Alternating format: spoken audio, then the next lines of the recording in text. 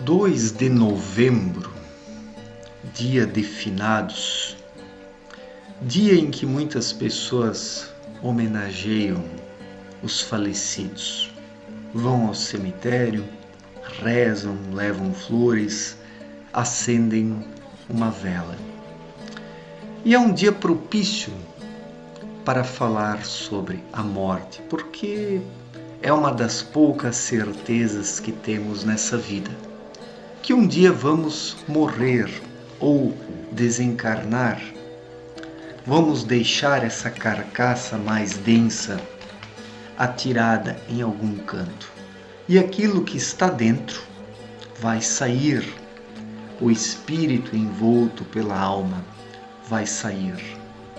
E daí cada um vai para aquele lugar onde precisa ir, resultante da sua semeadura ao longo da vida. Aqui na Terra, pessoas de diferentes níveis espirituais estão misturadas, porque a matéria grosseira densa é um lugar onde as diferenças de níveis espirituais ocupam um mesmo espaço.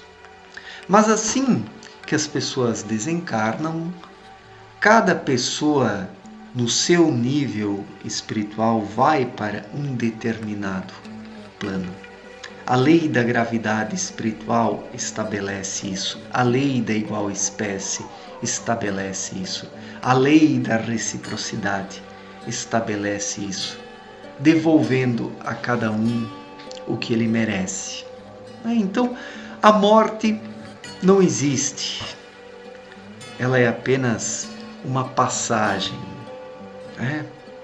É apenas um deixar para trás a carcaça mais densa para adentrar no próximo plano. E a humanidade parece se preocupar pouco com isso, ou se preocupa muito pouco com isso, que estamos apenas de passagem aqui na matéria grosseira densa. Vivemos aqui 40, 50, 60, 80 anos, 90 anos. Alguns chegam a 100 anos, alguns poucos. Mas um dia partimos daqui, não ficamos aqui para sempre. Mas parece que algumas pessoas pensam que vão ficar aqui para sempre. Pensam que a vida se reduz à matéria grosseira mais densa. Que suas ações não terão consequência no momento pós-morte ou pós-desencarnação, sendo que tudo é um todo. Existem inúmeros planos na criação, mas esses planos são costurados, são perpassados pelas leis espirituais. Partimos do mundo espiritual, atravessamos o plano ideal, entramos na matéria fina, onde existe a matéria fina mais sutil, a matéria fina mediana, a matéria fina grosseira. Depois entramos na matéria grosseira, que é constituída pela matéria grosseira fina, a média e a mais grosseira, que é onde está o planeta Terra, onde vivemos. Cada uma dessas camadas acrescenta um invólucro em torno do espírito, e todos esses invólucros constituem a alma, e por fim o corpo terreno. E da mesma forma como o ser humano vai descendo esses diferentes planos até chegar à Terra, ele precisa retornar novamente para a pátria espiritual, para o plano espiritual, deixando para trás, em cada plano, o invólucro mais denso para poder entrar no próximo plano.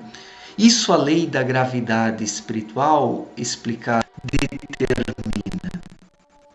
Porque a gravidade não é apenas uma lei da matéria grosseira mais densa. Ela existe em todos os planos da criação. E se o ser humano ainda está preso ao invólucro mais denso, ele não consegue adentrar no próximo plano. Ele precisa se libertar das pendências, dos vícios, da vaidade, da arrogância, da prepotência, dos erros, das falhas, dos enganos, das ilusões, para alcançar uma leveza interior. E essa leveza interior, por sua vez, confere uma leveza aos invólucros.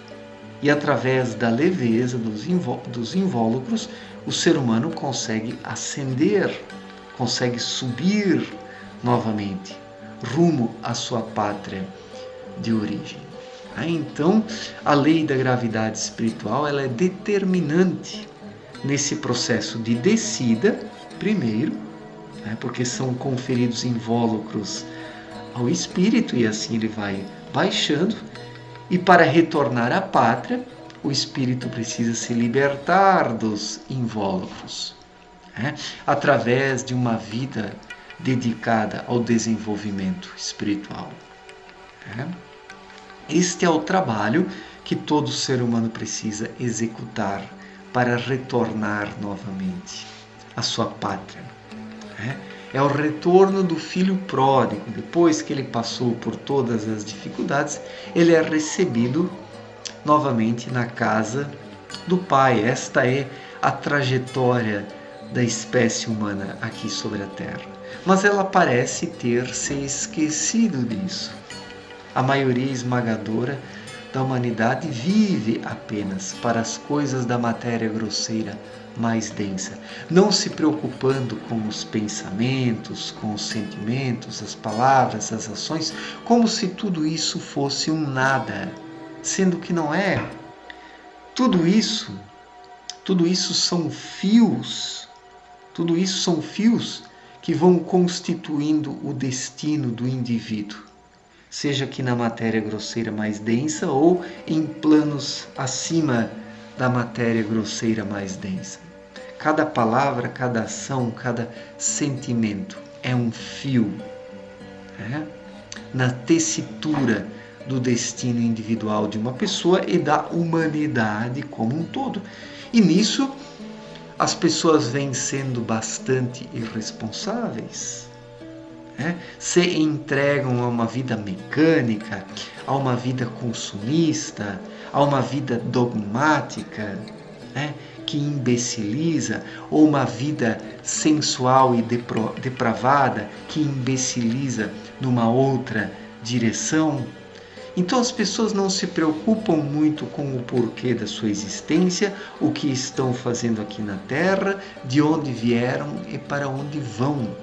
Vivem de forma indiferente frente a essas perguntas essenciais: de onde eu vim, para onde eu vou e o que estou fazendo aqui na Terra. Poucas pessoas se perguntam sobre essas coisas. Poucas pessoas se perguntam sobre essas coisas.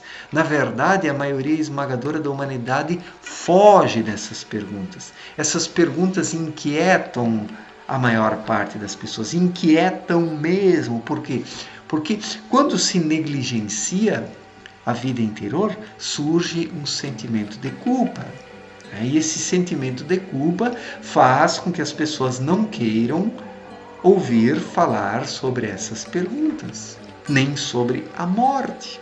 Então, 2 de novembro, dia de finados, muitas pessoas vão ao cemitério levar flores para os seus entes queridos que já faleceram, mas não se colocam no lugar dos falecidos, pensando que um dia também vão morrer, que um dia a matéria grosseira mais densa ficará para trás, que um dia esta carcaça será consumida pelos vermes, e algo lá dentro continuará existindo e que precisa ser lapidado já durante a vida terrena para que esse algo além do corpo não chegue paupérrimo na matéria grosseira mediana ou na matéria grosseira fina depois, quando ocorre o desprendimento do corpo astral.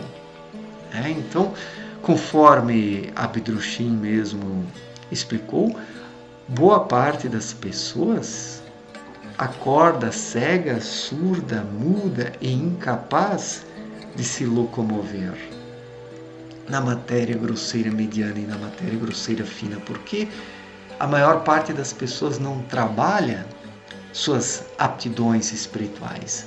Depois que o ser humano desencarna, o que conta não é a sagacidade do cabeção.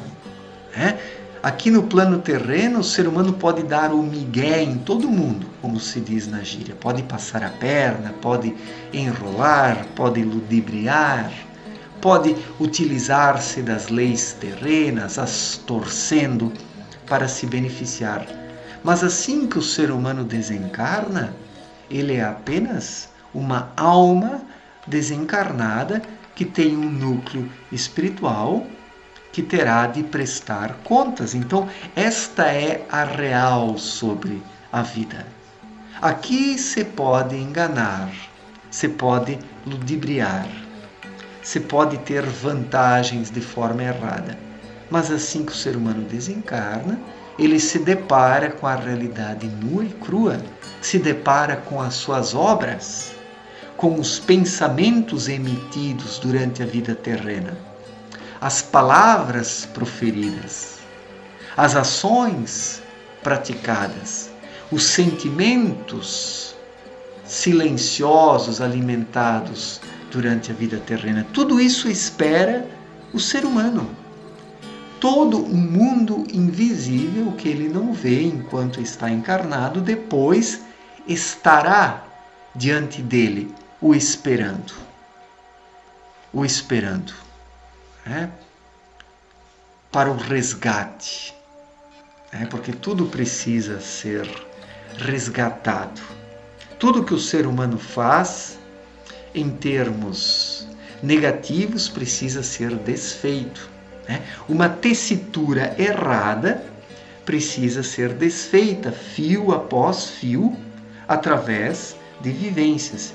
E uma tessitura bem feita é usufruída através da alegria, do contentamento, depois na matéria fina. Daí depende como cada um trabalhou aqui no plano terreno ao longo da sua vida.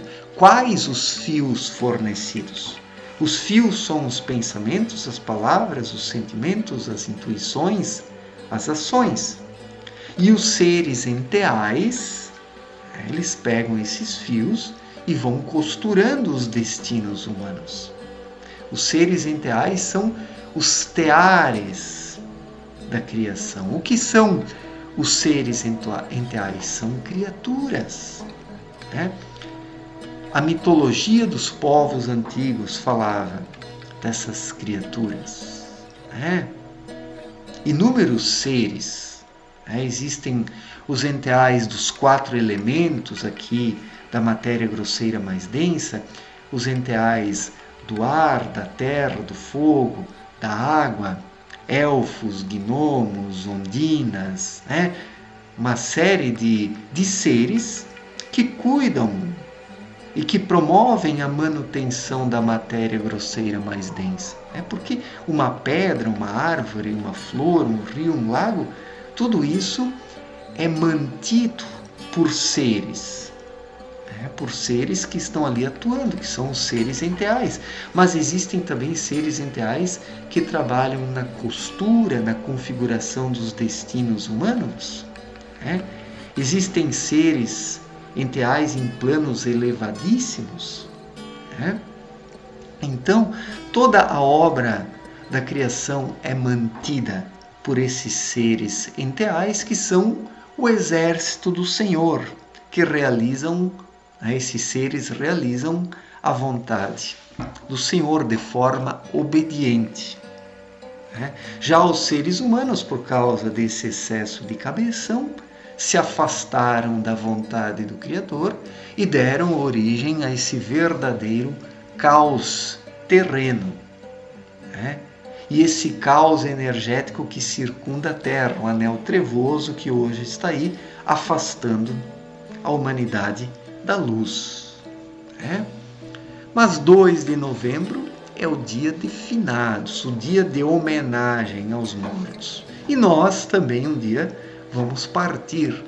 E qual o legado que deixaremos para as próximas gerações? Qual legado deixaremos? Esse mundo consumista, podre e decadente culturalmente e espiritualmente? É isso que deixaremos? É isso que deixaremos? Infelizmente.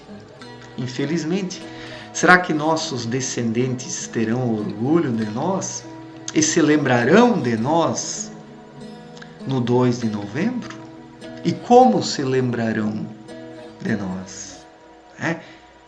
E nesse processo de decadência, as novas gerações vão decair ainda mais se não ocorrer uma intervenção espiritual. Porque não ocorrendo uma intervenção espiritual, a humanidade vai se autodestruir. É questão de tempo.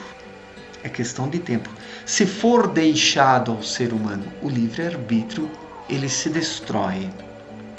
O ser humano precisa ter o seu livre-arbítrio retirado por um tempo, que será o reino do milênio. Durante um período de 1000 anos, a humanidade será deserdada do livre-arbítrio e terá que viver na vontade de Deus, através de uma imposição espiritual que colocará a humanidade no seu devido lugar para que ela aprenda alguma coisa à força. Porque fazendo uso do livre-arbítrio, ela não aprendeu nada. Esse cabeção tomou conta de tudo e promoveu essa decadência terrível que hoje está aí, comprovando a falência espiritual da humanidade. Certo, gente? Muito obrigado pela atenção, um forte abraço para todos e até a próxima. Valeu, gente!